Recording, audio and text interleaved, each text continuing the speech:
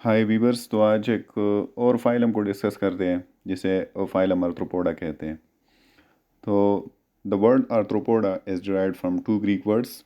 Means Greek में ये दो अल्फाज का मजमूआ है। जैसे arthros, arthros means jointed and podas means feet और फुट। चूँकि इनके जो फीट होते हैं ये जॉइंटेड होते हैं, इनमें जॉइंट्स होते हैं, इसलिए इन्हें आर्थ्रोपोडा कहते हैं। किस तरह जॉइंटेड होते हैं, ये पिक्चर है, इसमें आप देख सकते हैं कि इनके जो ये फीट हैं इनमें जॉइंट्स होते हैं। जिस तरह हमारे हाथ पैर में या हमारी उंगलियों में जो जॉइंट्स होते हैं जिसकी वजह से हम किसी मखसूस जगह को बेंड कर सकते हैं, स्ट्रेटन कर सकते हैं, तो इस तरह इनमें भी जॉइंट्स होते हैं, इसलिए इन्हें आर्थ्रोपोडा कहते हैं। देन इनकी जो डाइवर्सिटी है, तो डाइवर्सिटी के लिहाज से this is the most diverse class, diverse phylum of all the phyla. इनकी बहुत ज़्यादा डाइवर्सिटी है, बहुत ज़्यादा इसके मेंबर्स हैं, बहुत ज़्यादा इनकी स्पीशीज़ हैं, और तकरीबन 1 मिलियन स्पीशीज़ जो है वो डिस्क्राइब्ड है अभी तक, और स्टिल 1 मिलियन स्पीशीज़ जो है वो डिस्क्राइब नहीं हुए हैं, अनडिस्क्राइब्ड हैं। They are still waiting to be described.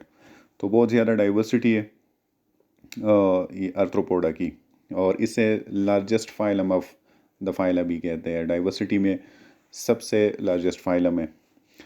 Then size के बारे में डिस्कस करते हैं कि इनकी साइज़ ये कितनी है।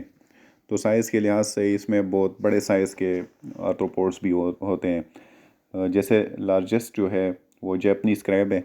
मैं आपको पिक्चर में दिखाता हूँ। जैपनीज़ क्रैब जो है ये लार्जेस्ट है। ये आपको पिक्चर में नज़र आ रहा है जो इस इंसान ने हाथ में पकड़ा हुआ है। इसकी जो साइज़ है, this is almost 3.7 metre, 3.7 metre जो है लेंथ है इसकी। और इस तरह जो स्मॉलेस्ट है आर्थ्रोपोड, तो वो एक पैरासिटिक माइट है जिसकी साइज़ 0.1 से भी कम है। तो ये बहुत ज़्यादा बड़े भी हो सकते हैं और छोटे भी हो सकते हैं। फिर कैरेक्टरिस्टिक में जनरल कैरेक्टरिस्टिक डिस्कस करते हैं। तो पहले आते हैं इसके हैबिटेट की तरफ कि हैबिटेट के लिहाज से ये किस तरह होते हैं। तो ये तकरीबन हर किस्म के हैबिटेट में ये होते हैं, और यही रीज़न है कि इसकी डाइवर्सिटी बहुत ज़्यादा है। मतलब they have adopted to almost all the conditions. ये टेरेस्ट्रियल भी होते हैं, ये मेरीन भी होते हैं, फिर ये फ्रेश वाटर भी होते हैं, और हर किस्म के एनवायरनमेंट में ये रहते हैं। वहाँ पे इनकी अडेप्टेशन हो गई है, इसी वजह से इसकी डाइवर्सिटी बहुत ज़्यादा है। और फिर इसके हैबिट के बारे में डिस्कस करते हैं। तो हैबिट के लिहाज से ये जिस तरह हमने बताया, ये फ्री लिविंग भी हो सकते हैं विदाउट होस्ट, और फिर ये होस्ट में भी होते हैं जो कि पैरासिटिक होते हैं, और मुख्तलिफ फिर वो डिजीज़ के लिए रिस्पॉन्सिबल होते हैं। सिमेट्री जो इनकी है वो बायलैटरल सिमेट्री है। तो वो आपको पता होगा कि बायलैटरल सिमेट्री किस चीज़ को कहते हैं। पिछले जो फाइलम हमने डिस्कस किए हुए हैं तो उसमें हमने बायलैटरल सिमेट्री को डिस्कस किया था कि वो क्या चीज़ है। देन इनकी जो बॉडी है वो सेगमेंटेड होती है, इनमें सेगमेंटेशन होती है। जिस तरह एनालिडा में हमने डिस्कस किया हुआ था कि इनकी बॉडी सेगमेंटेड होती है। तो ये एक पिक्चर है, इसमें आप देख सकते हैं कि किस तरह इनकी जो बॉडी है वो सेगमेंटेड है। तो ये बॉडी है, इसमें सेगमेंट्स नज़र आ रहे हैं, ये मुख्तलिफ सेगमेंट्स हैं जो इनकी बॉडी में होते हैं।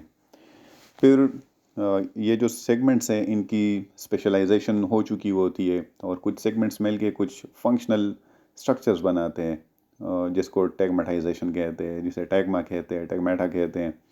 सो फंक्शनल ग्रुप्स बनाते हैं, उन फंक्शनल ग्रुप्स को टैगमेटा कहते हैं। तो इस तरह कौन से इनमें टैगमेटा होते हैं, तो ये इस पिक्चर में देख लें कि ये कुछ सेगमेंट्स वो कंबाइन होके फंक्शनल ग्रुप लाइक एब्डोमेन बनाते हैं। ये एब्डोमेन है, इस तरह कुछ सेगमेंट्स वो कंबाइन होके टोरेक्स बनाते हैं, और कुछ सेगमेंट्स कंबाइन होके फिर हेड रीजन बनाते हैं। तो ये स्पेशलाइजेशन है और फंक्शनल ग्रुप्स हैं। मतलब एब्डोमेन में विसरल ऑर्गन्स होते हैं, उनका अपना एक फंक्शन होता है। फिर जो थोरेक्स रीजन होता है उसमें विंग्स और ये फिर फीट ये भी होते हैं, तो लोकोमोशन के लिए, फ्लाइट के लिए ये फिर इस्तेमाल किया जाता है। इस तरह जो हेड रीजन है, तो हेड रीजन में इनके एंटीना वगैरह, सेंसरी ऑर्गन्स लाइक आइज़, ये चीज़ें होती है तो ये एनवायरनमेंट को सेंस करते हैं ये हेड रीजन के थ्रू।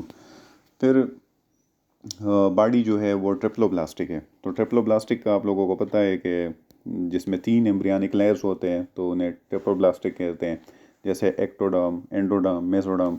तो ये 3 एम्ब्रियोनिक लेयर्स होते हैं, that's why they are called triploblastic organism.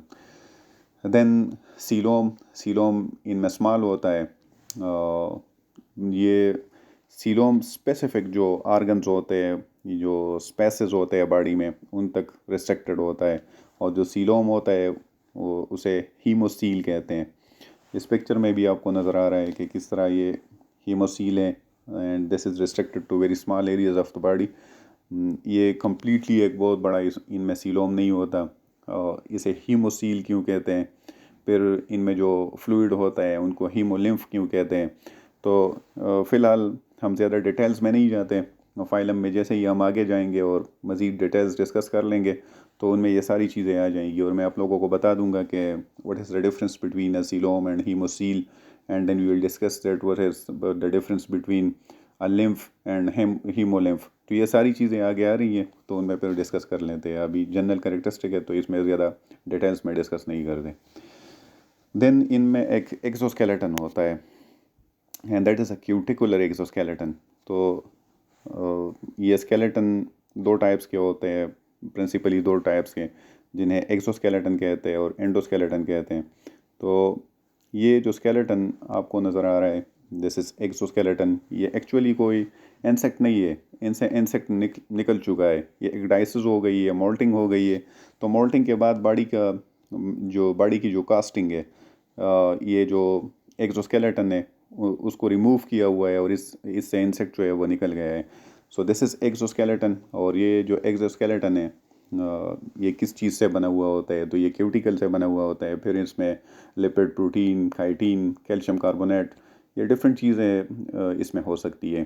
तो इसको भी बाद में डिस्कस कर लेते हैं कि एक्सोस्केलेटन में क्या क्या चीज़ें होती है और ये जो एक डाइसिस है या मोल्टिंग है ये किस तरह होती है। और डिटेल में इसको स्टडी कर लेंगे, इसको डिस्कस कर लेंगे कि मोल्टिंग के जो स्टेप्स है वो कौन कौन से होते हैं। देन हम आ रहे हैं डाइजेस्टिव सिस्टम की तरफ कि डाइजेस्टिव सिस्टम किस तरह होता है। तो इनमें कंप्लीट डाइजेस्टिव ट्रैक्ट या कंप्लीट डाइजेस्टिव सिस्टम होता है। दैट मीन्स कि ये माउथ से शुरू हो जाता है, starting from mouth and then ends at anus. So this is called complete digestive tract. जो आपको नज़र आ रहे हैं यहाँ पे एक डाइजेस्टिव ट्रैक्ट है that start from mouth and ends at anus. तो इसको भी डिटेल में फिर डिस्कस करेंगे डिफरेंट क्लासेस में। देन हम डिस्कस करते हैं कि muscular system.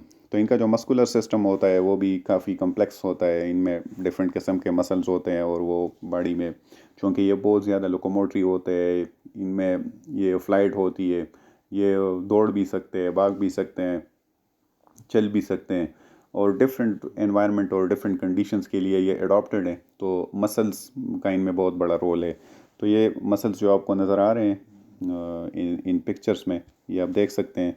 So this is a comparison between a human leg and an insect leg, कि किस तरह ह्यूमन लेग में जो मसल्स होते हैं वो किस तरह होते हैं, कंट्रैक्ट होते हैं, रिलैक्स होते हैं, जिसकी वजह से ये जो लेग है वो फिर फोल्ड करता है, बेंड करता है एंड देन स्ट्रेटन करता है, रिलैक्स करता है। और ये जो इंसेक्ट लेग है तो उसमें भी सेम मैकेनिज़्म है, but the only difference is that कि ह्यूमन जो बोन्स है वो इंटरनली होते हैं, उसके ऊपर फिर मसल होते हैं, एंड देन जो ये आर्थ्रोपोड के मसल्स होते हैं ये अंदर होते हैं, इसके ऊपर फिर एक्सोस्केलेटन होता है। तो ये भी मसल्स को कंट्रैक्ट और रिलैक्स करके फिर इसी की वजह से लोकोमोशन करते हैं। तो मसल्स काफ़ी सारी जगहों पे होती और फिर उसकी वजह से ये डिफरेंट जो है वो अपनी एक्टिविटीज़ करते हैं। नेक्स्ट डिस्कस करते हैं इसमें नर्वस सिस्टम। तो nervous system this is typically like that of N elite nervous system. तो एन एलीट में हमने जो नर्वस सिस्टम पढ़ा था, उस नर्वस सिस्टम में हमने एक्सप्लेन किया था कि बेसिक जो इनमें गैंग्लिया होती हैं, गैंग्लिया। तो ये आप देख लें यहाँ पे, ये एन एलीट का जो नर्वस सिस्टम है तो इसमें एक सुप्रा फेरेंजियल गैंग्लिया ये होता है, फिर एक सब फेरेंजियल गैंग्लिया होता है, and then a circumferential ganglia which connect these two ganglia, और फिर इससे एक वेंट्रल नरोकार्ड जाता है, और वेंट्रल नरोकार्ड के साथ हर सेगमेंट में एक गैंग्लिया होता है विच कोऑर्डिनेट्स द होल बॉडी। तो इस तरह ये एक टिपिकल एनालिड नर्वस सिस्टम है। फिर हम डिस्कस करते हैं इनमें एक्सक्रीटरी ऑर्गन्स को, कि इनमें एक्सक्रीटरी ऑर्गन्स किस तरह होते हैं। तो एक्सक्रीटरी जो ऑर्गन्स या ग्लैंड्स हैं इनमें coxal gland, antennal, maxillary glands and some have Malpighian tubules. तो उनमें भी आपको एक दो स्ट्रक्चर्स दिखाता हूँ कि ये जो कॉक्सल ग्लैंड्स है या मैक्सिलरी ग्लैंड्स हैं एंड देन मल्फिगियन ट्यूब्यूल्स, ये आपको दिखाता हूँ।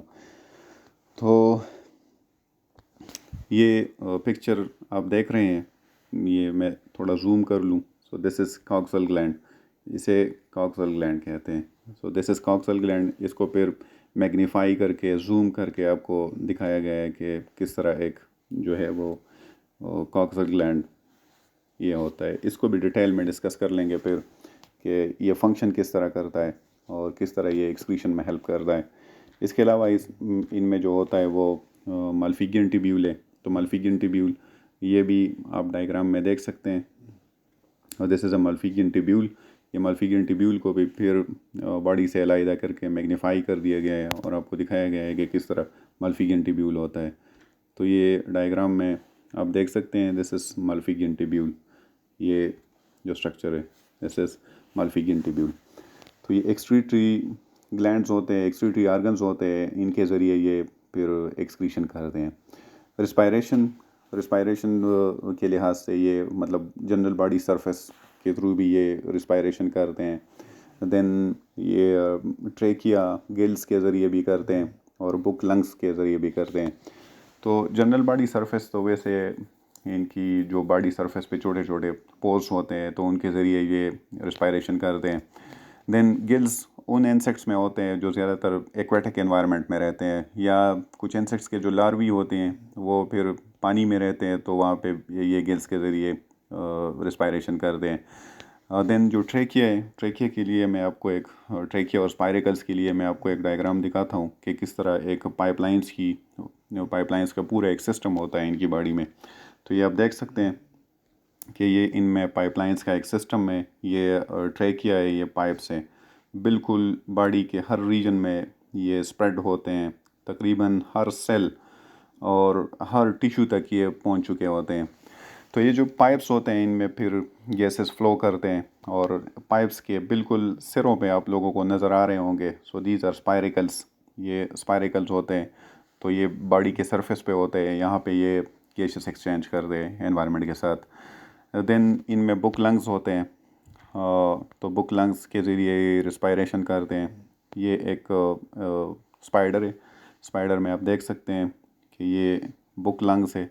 इसको फिर मैग्नीफाई कर दिया गया है कि किस तरह एक बुक लंग जो है वो काम करता है, ये गैसियस एक्सचेंज में किस तरह काम करता है। तो इसको भी फिर डिटेल्स के साथ डिस्कस कर लेंगे चैप्टर में। Then we discuss the metamorphosis in the phylum, कि ये मेटामॉर्फोसिस इसमें किस तरह होता है।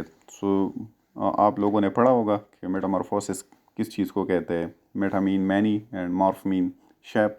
तो ये जो लाइफ साइकिल होती है इनकी, तो इनमें डिफरेंट जो है वो शेप्स या मॉर्फ्स ये होते हैं, तो उसको मेटामॉर्फोसिस कहते हैं। इस तरह ये मैं आपको दिखाने लगा हूँ कि ये मेटामॉर्फोसिस है, मतलब डिफरेंट इनकी जो फॉर्म्स है लाइफ में, like this is larva, pupa, ये बटरफ्लाई एंड देन एग्स। तो ये डिफरेंट इनकी जो फॉर्म्स है, शेप्स हैं, और ये इनके लिए इस चीज़ का फ़ायदा ये होता है कि कंपटीशन नहीं होती इनके बीच। मतलब लार्वी की जो है वो अपना एक अपनी खुराक होती है। इस तरह प्यूपा जो है उनके लिए फीडिंग जो है वो डिफरेंट उनकी होती है, और जो बटरफ्लाई है उनकी फीडिंग डिफरेंट होती है। कोई वेजिटेशन पे फीड करता है, कोई नेक्टर पे फीड करता है। तो ये इनके बीच जो है वो कंपटीशन को रिड्यूस करता है। मतलब अगर सारी इनकी वो एडल्ट्स हो तो फिर जो खुराक है, वो जो फूड है वो सिमिलर होगा। जब सिमिलर फूड होगा तो इन पे जो नंबर है इंसेक्ट्स का वो बहुत ज़्यादा होगा and it will increase the competition. लेकिन खुराक डिफरेंट है तो इनके बीच वो कंपटीशन फिर नहीं आती खुराक के लिए।